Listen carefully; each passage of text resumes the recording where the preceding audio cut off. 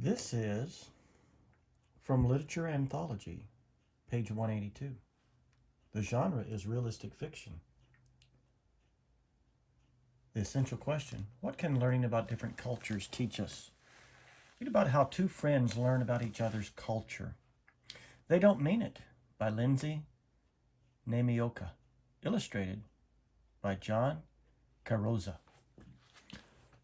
Our family moved here from China 2 years ago, and thought we were pretty well adjusted to American ways. So my parents decided to give a party on Chinese New Year and invite some of our American friends. When we first came to the United States, we had a hard time getting used to the different customs. But we gradually learned how things were done. We learned American table manners, for instance. We stopped slurping when we ate soup or ramen noodles. At least we didn't slurp when we were with other Americans. When we ate by ourselves at home, we still sneaked in a juicy slurp every now and then. Mother stopped complimenting people here on how old and fat they looked. She learned that Americans thought being old was pitiful and that being slender was beautiful. Father's English pronunciation was improving. He used to have trouble with the consonant R, so instead of left and right, he would say reft and light. Since he's a professional musician, making a correct sound is important to him, and he practiced until he mastered his R. Now he can tell me to pass him the Crispies crisply. I worked harder than anyone at doing the right thing, and I even kept a little notebook with a list of English expressions. One of my favorites was "It's raining cats and dogs." I even adopted an American name, Mary. I knew my friends in school would have a hard time with my Chinese name, Ying Mei. So now I'm Mary Yang.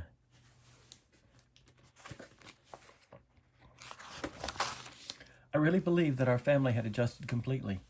We had even joined in celebrating American holidays such as Independence Day, Labor Day, Thanksgiving, Easter, Christmas, and New Year.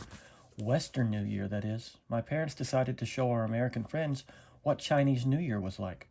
Chinese New Year, which falls in late January or early February, is sometimes called the Lunar New Year because it's based on the phases of the moon.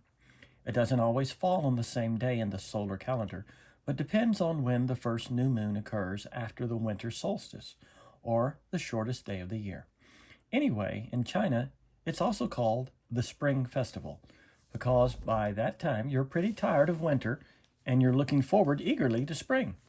In China, we celebrate the new year by setting off firecrackers, and we were delighted when we learned that firecrackers were also set off here in Seattle's Chinatown at New Year. But eating special foods is the most important part of the celebration, so a week before the party, we helped Mother to shop and cook the special New Year dishes. We had to serve fish, since the Chinese word for fish is yu, which sounds the same as the word for surplus. It's good to have a surplus of money and other valuables. Mother admitted that living in America for 2 years had made her soft, and she no longer felt like killing a fish with her own hands. These days, she bought dead fish, but she always apologized when she served it to our American guests. When we first came to America, Mother used to keep live fish in the bathtub because that way she knew the fish would be fresh when it came time to cook it. Even for the New Year party, she bought a dead fish. But at least she went to a special store in Chinatown where they had live fish and killed it for you on the spot. For our New Year dinner, we also had to have noodles. We normally eat noodles on birthdays because the long strands stand for a long life. Why noodles on New Year then? Because in the old days, instead of having your own special birthday, everybody's birthday was on New Year's Day, no matter what day you were actually born on. The New Year dish that involves the most work is the 10 vegetable salad. Mother tells us that each of the 10 vegetables is supposed to promote health, and eating it on New Year makes you healthy for the whole year. I can understand why some of the vegetables are healthy. Things like carrots, bean sprouts, and cabbage, which have lots of vitamins. But the salad also includes things like dried mushrooms and a kind of lichen. When I asked Mother why they were supposed to be healthy, she thought a bit and then admitted that she always included those ingredients because her mother and grandmother always included them.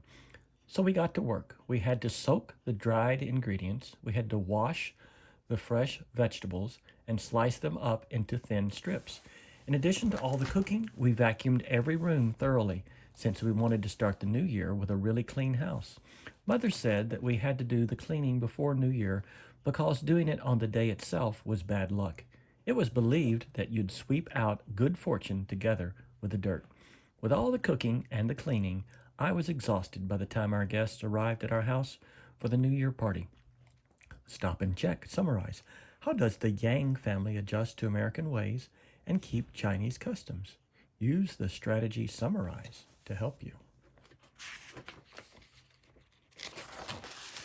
The first of our guests to arrive were the Ngs, a Chinese American family. Paul Ng, their son, was in eldest brother's class. Paul and second sister were beginning to be interested in each other, although we pretended we didn't notice. I was glad that second sister had finally thrown away her Chinese cloth shoes. They had developed big holes, and we could see her toes wiggling around inside. Tonight, she was wearing a new pair of sneakers she had bought with her babysitting money. The O'Mearas arrived next. Kim O'Meara was my best friend in school, and we'd been at each other's house lots of times. The last to arrive were the Connors. My youngest brother's best friend was Matthew Connor, who was a really good violinist and took lessons from my father.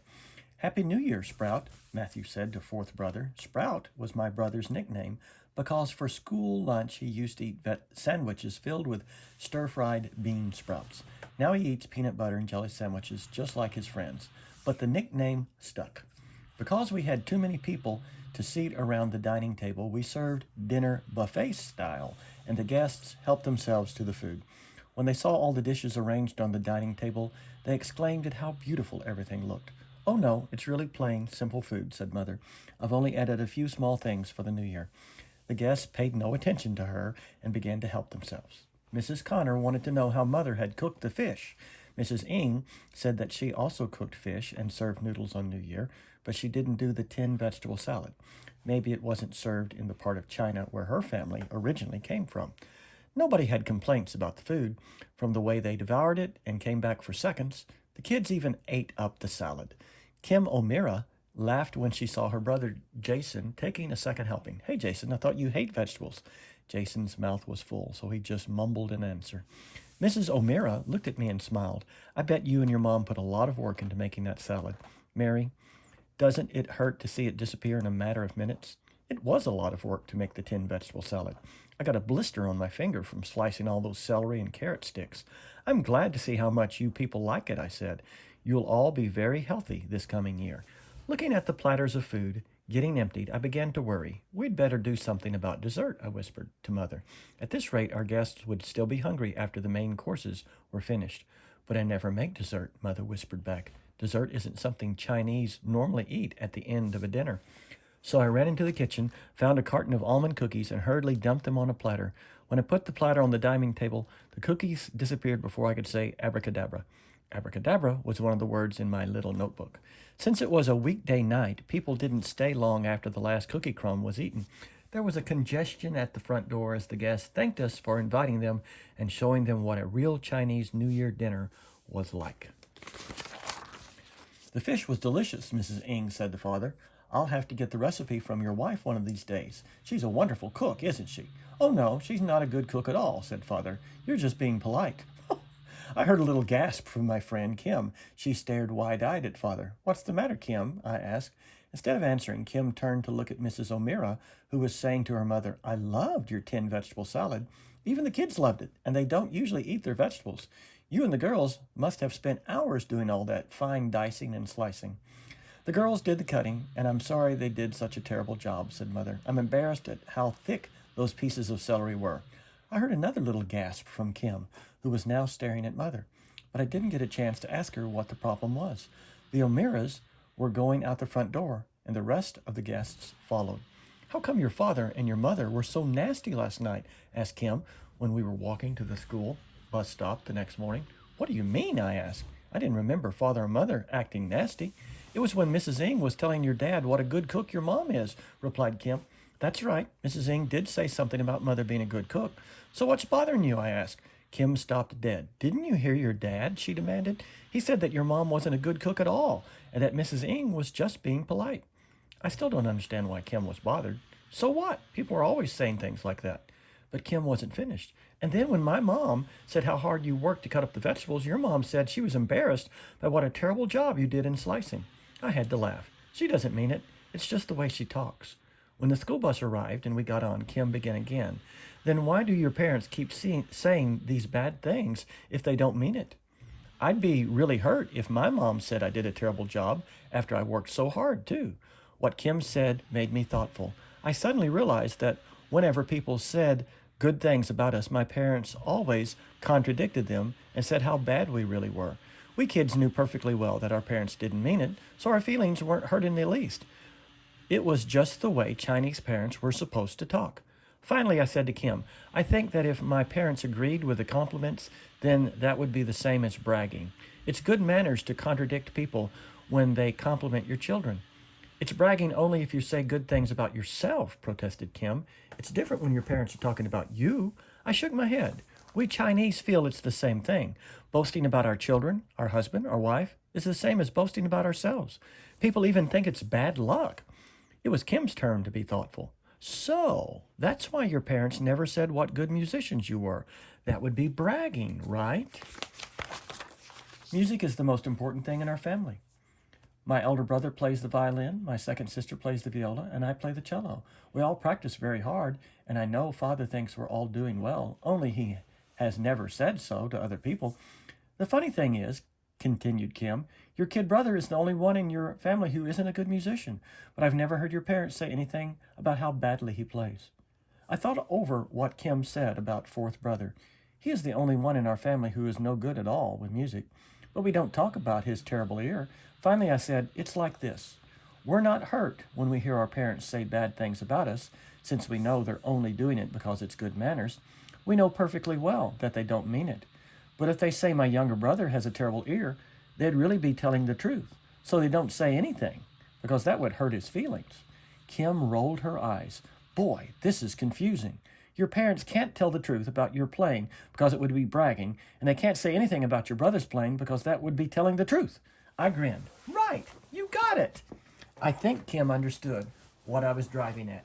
She didn't make a face when she heard my mother saying that the cookies second sister baked for the PTA bake sale were terrible. After our spring festival party, the days became longer, and cherry trees burst into bloom. The baseball season began, and fourth brother's team playing an opening game against another school. My brother might have a terrible ear for music, but he was turning out to be a really good baseball player. In the seventh inning, fourth brother hit a home run, something he had wanted to do for a long time but had never managed before. All his teammates crowded around to congratulate him. "You did it, Sprout! You did it!" shouted Matthew Connor, his best friend.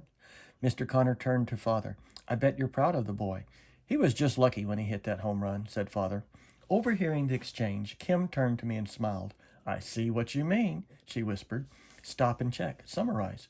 What have Kim and Mary learned since the New Year's party? Summarizing the events may help you." That Easter, the O'Mearas invited our family for dinner.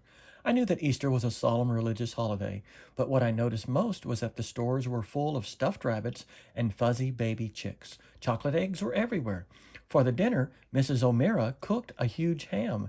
She had also made roast potatoes, vegetable salad, and the biggest chocolate cake I had ever seen. I'd eaten a lot at Thanksgiving dinners, but this time I stuffed myself until I was bursting. The rest of my family did pretty well, too.